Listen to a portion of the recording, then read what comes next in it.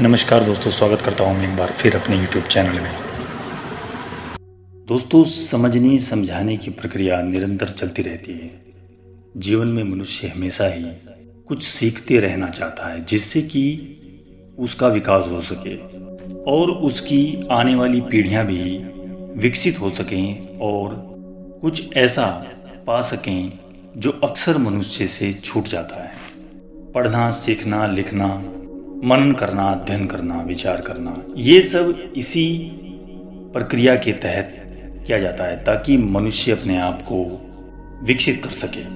विकासशील अगर पूरे जीवन काल तक वो बस विकासशील ही रहता है और अपने आप को विकसित नहीं कर पाता तो एक कसक रह जाती है और ये डाउट बन जाता है कि आने वाली पीढ़ियां भी ऐसे ही बस विकासशील तो रहेंगी लेकिन अपने अंत को नहीं छू पाएंगी, जिसको छूने के लिए प्रकृति ने यहाँ पृथ्वी पर मनुष्य को भेजा है और ये हमें अमूल्य जीवन मिला है। इसको यूं ही नष्ट ना करें और कुछ ऐसा सीखें जो कि सही मायने में प्रामाणिक है और सच है। दोस्तों, एक बार फिर मैं बात करना चाहता हूँ स्वामी दयानंद सरस्वती जी को लेकर। उनके द्वारा दी गई ईश्वर की स्तुतियां हैं और उनके द्वारा जो समझाई गई बात है वो सच में ही सार गर्भित है। उसके अंदर रियल में सार है। जब आप उसको सही मायने में पढ़ेंगे तो पाएंगे कि जिस प्रकार स्वामी जी ने बताया है और सही मायने में कुछ चीजें ऐसी समझा दी है वैसा कोई नहीं समझा पाया है। जैसे कि कुछ लोग निर्गुण और सगुण ब्रह्म के बारे में कुछ अंतर बताते हैं। उनका अंतर बहुत ही कष्टप्रद होता है, वो सही से समझ में ही नहीं आता।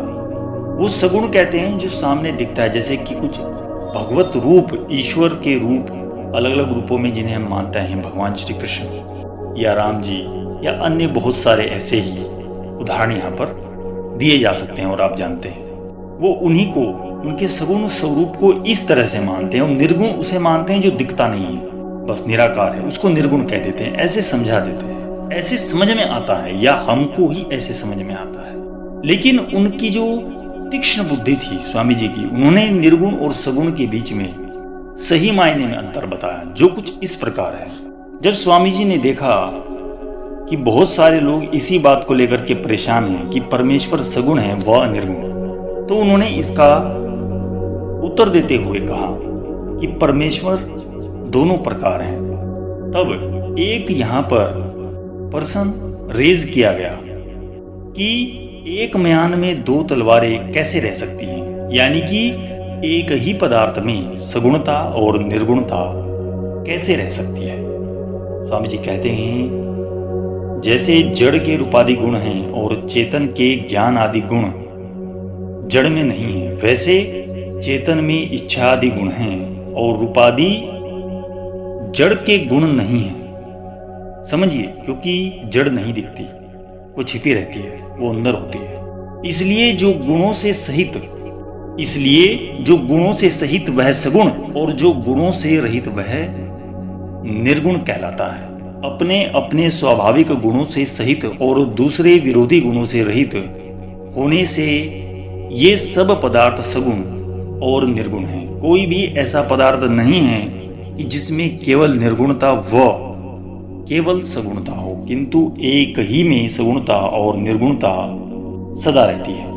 वैसे ही परमेश्वर अपने अनंत ज्ञान बलादि गुणों से सहित होने से सगुण कहलाएंगे और रूपादि जड़ के तथा द्वेषादि जीव के गुणों से पृथक होने से परमेश्वर निर्गुण कहलाते हैं। ये बहुत ही तीक्ष्ण बुद्धि का प्रमाण है स्वामी जी की। उन्होंने इतने अच्छे रूप से सही मायने में निर्गुण और सगुण की परिभाषा को परिभाषित किया और एक सही चीज दी। अब कुछ लोग कहते हैं संसार में निराकार को निर्गुण और साकार को सगुण कहते हैं, अर्थात जब परमेश्वर जन्म नहीं लेता तब निर्गुण और जब अवतार लेता है तब सगुण कहलाता है। ऐसा बहुत सारे लोग समझते हैं, बल्कि एक समय पर मैं भी कुछ ऐसा समझता रहा हूँ, बहुत समय पहले की ये बात है। लेकिन पढ़ने से बुद्धि खुलती है। दोस्तों, स्वामी जी इसका सुंदर उत्तर देते हैं कि यह कल्पना केवल अज्ञान की परिभाषा को देती है, जिनको विद्या का सही ज्ञान नहीं होता। वे पशु के समान यथा तथा ऐसे ही बोला करते हैं। जैसे कि कोई बीमार व्यक्ति आडंबर बकता है, वैसे ही अविद्वानों के कहे हुए लेख को ऐसे लोगों को ऐसी बातों को व्यर्थ समझना चाहिए। तो इस बात को स्वामी जी बिल्कुल निराधार मानते हैं कि ये कोई सगुण या निर्गुण की परिभाषा नहीं होती। जो है वो मैं अभी दे चुका हूँ। दोस्तों, साथ ही इससे पहली वीडियो में ये थोड़ा टॉपिक निकला था, लेकिन इस पर ज़्यादा फोकस नहीं किया गया। लेकिन फिर भी खाली इस प्रश्न को लेते हैं, क्योंकि वीडियो को मैं लंबी नहीं करना चाहता। एक प्रश्न था, वेद में ईश्वर अनेक हैं ऐसा कहा गया, इस बात को कैसे माना जाता है? स्वामी जी इस पर कहते हैं कि ये गलत है, क्योंकि चारों वेदों में कहीं यह लिखा ही नहीं है जिससे अनेक ईश्वर सिद्ध हों। किंतु यह तो लिखा है कि ईश्वर एक है। और जब ये पूछा गया कि वेद में जो अनेक देवता लिखे हैं तो फिर उनसे क्या अभिप्राय है, स्वामी जी इसका सुंदर ढंग से उत्तर देते हैं। देवता दिव्य गुणों से युक्त होने के कारण कहलाए जाते हैं, जैसे कि पृथ्वी, परंतु कहीं इसको ईश्वर व उपासनीय बिल्कुल भी नहीं माना गया। स्वामी जी कहते हैं 33 देव अर्थात पृथ्वी, जल, अग्नि, वायु, आकाश, चंद्रमा, सूर्य और नक्षत्र सब सृष्टि के निवासा स्थान होने से 8 वसु, प्राण, अपान, व्यान, उदान, समान, नाग, कुर्म, कर्कल, देवदत्त, धनंजय और जीवात्मा, ये 11 रुद्र इसलिए कहलाते हैं कि जब शरीर को छोड़ते हैं तब रोदन कराने वाले होते हैं। संवत्सर के 12 महीने 12 आदित्य इसलिए हैं कि ये सबकी आयु को लेते जाते हैं। बिजली का नाम इंद्र से जोड़ा गया है। बिजली का नाम इंद्र है इस हेतु से कि जो परम ऐश्वर्य का हेतु है, कारण है। यज्ञ को प्रजापति कहने का कारण यह है कि जिससे वायु, वृष्टि, जल, औषधि की शुद्धि, विद्वानों का सत्कार और नाना प्रकार की शिल्प विद्या से प्रजा का पालन होता है, इसलिए यज्ञ की उपाधि दी गई। ये 33 पूर्वाक्त गुणों के योग से देव कहलाते हैं। बस ये देवता हैं। इनको स्वामी और सबसे बड़ा होने से परमात्मा 34वां उपास्य देव सतपथ के 14वें कांड में स्पष्ट लिखा है। इसी प्रकार अन्यत्र भी लिखा है। जो ये इन शास्त्रों को देखते तो वेदों में अनेक ईश्वर मानने रूप भ्रमजाल में गिरकर ये झूठा हो जाता है, यानी कि ईश्वर एक है। और इनका व्याख्यान कुछ इस तरह है जिन्हें हम देवता मानते आए हैं। देखिए, ये सच्चाई है। इनको अलग अलग रूपों में हम लोग कहते हैं, लेकिन यही सत्य बात है।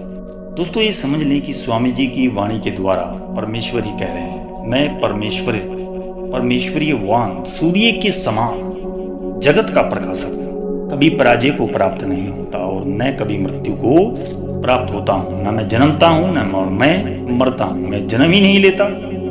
मैं ही जगत रूप का धन का निर्माता हूँ। सब जगत की उत्पत्ति करने वाले मुझी को जानो। हे जीवो, ऐश्वर्य प्राप्ति के यत्न करते हुए तुम लोग विज्ञान आदि धन को मुझसे मांगो और तुम लोग मेरी मित्रता से किसी भी रूप में अलग मत हो।